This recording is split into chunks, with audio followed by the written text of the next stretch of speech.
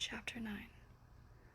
Elizabeth passed the chief of the night in her sister's room, and in the morning had the pleasure of being able to send a tolerable answer to the inquiries which she very early received from Mr. Bingley by a housemaid, and some time afterwards from the two elegant ladies who waited on his sisters.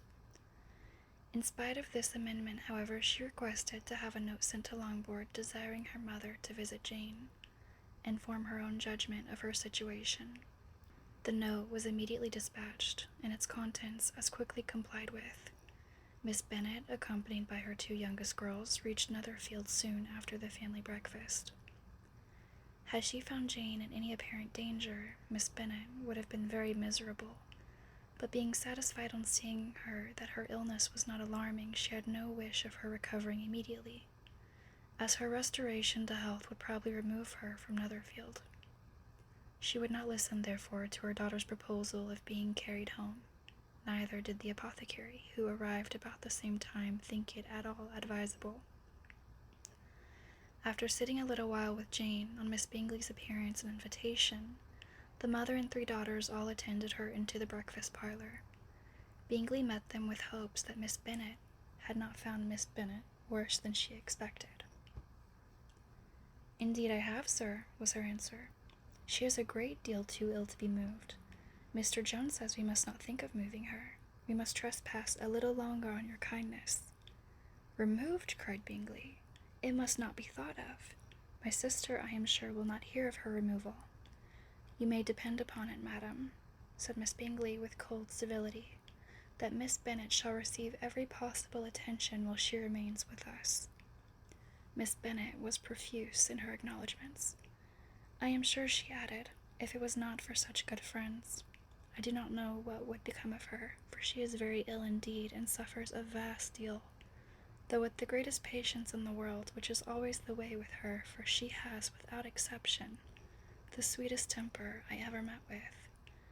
I often tell my other girls they are nothing to her. You have a sweet room here, Mr. Bingley, and a charming prospect over that gravel walk. I do not know a place in the country that is equal to Netherfield. You will not think of quitting it in a hurry, I hope, though you have but a short lease." "Whatever I do is done in a hurry," replied he, "and therefore, if I should resolve to quit Netherfield, I should probably be off in 5 minutes. At present, however, I consider myself as quite fixed here." "That is exactly what I should have supposed of you," said Elizabeth. "You begin to comprehend me, do you?" cried he, turning towards her. "Oh, yes, I understand you perfectly. I wish I might take this for a compliment, but to be so easily seen through, I am afraid, is pitiful. That is as it happens. It does not necessarily follow that a deep, intricate character is more or less estimable than such a one as yours." "Lizzie," cried her mother, "remember where you are, and do not run on in the wild manner that you are suffered to do at home." "I did not know before," continued Bingley immediately, "that you were a studier of character. It must be an amusing study." "Yes, but intricate characters are the most amusing. They have at least that advantage." "The country," said Darcy, "can in general supply but few subjects for such a study. In a country neighborhood you move in a very confined and unvarying society. But people themselves alter so much that there is something new to be observed in them forever." "Yes, indeed," cried Miss Bennet, offended by his manner of mentioning a country neighborhood. "I assure you there is quite as much of that going on in the country as in town." Everybody was surprised, and Darcy, after looking at her for a moment, turned silently away. Miss Bennet, who fancied she had gained a complete victory over him, continued her triumph.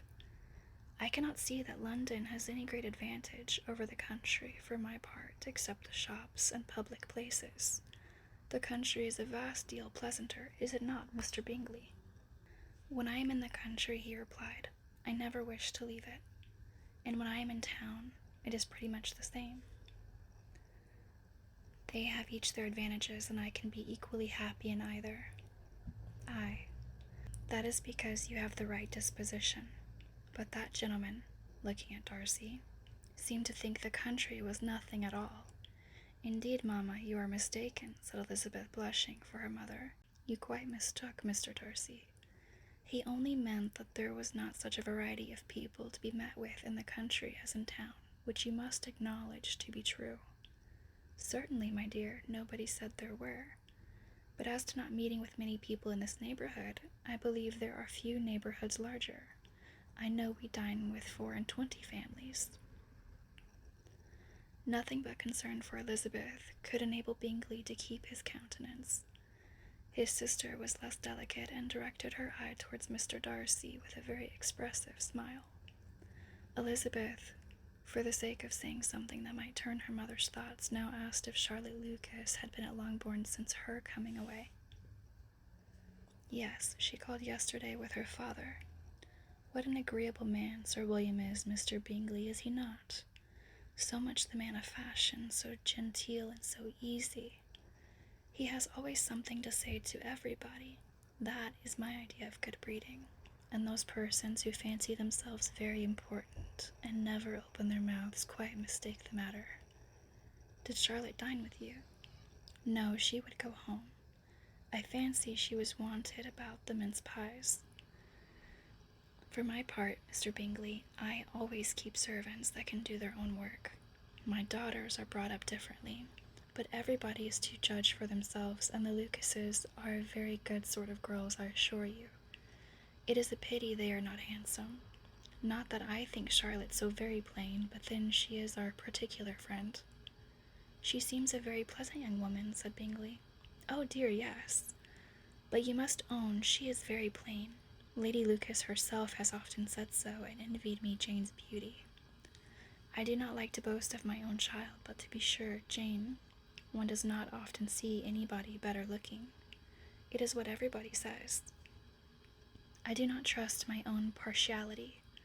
When she was only 15, there was a gentleman at my brother's gardener's in town so much in love with her, that my sister-in-law was sure he would make her an offer before we came away. But, however, he did not. Perhaps he thought her too young. However, he wrote some verses on her, and very pretty they were. And so ended his affection, said Elizabeth impatiently. There has been many a one, I fancy, overcome in the same way. I wonder who first discovered the efficacy of poetry in driving away love. I have been used to consider poetry as the food of love, said Darcy. Of a fine, stout, healthy love it may. Everything nourishes what is strong already. But if it be only a slight, thin sort of inclination, I am convinced that one good sonnet will starve it entirely away. Darcy only smiled, and the general pause which ensued made Elizabeth tremble lest her mother should be exposing herself again. She longed to speak, but could think of nothing to say. And after a short silence, Miss Bennet began repeating her thanks to Mr. Bingley for his kindness to Jane, with an apology for troubling him also with Lizzie. Mr. Bingley was unaffectedly civil in his answer, and forced his younger sister to be civil also, and say what the occasion required. She performed her part indeed without much graciousness, but Miss Bennet was satisfied, and soon afterwards ordered her carriage.